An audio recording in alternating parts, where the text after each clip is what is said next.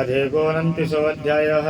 श्रीशुकोवाच भवनामपिता रात्रिः शरदोत्फुल्लमल्लिकाः वीक्षरन्तुं मनश्चक्रे योगमायामुपासितः।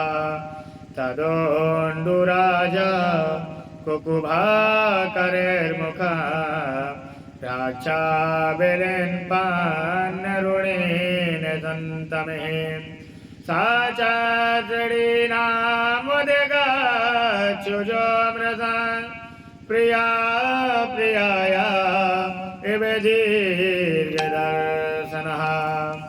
दृष्ट्वा कुमुन्द तदमखण्डमण्डलं रमाननाभं नवकुङ्कुमारुणं वनं च तद्गोमलगोभिराञ्जितं जगोकलम्बामिदिशा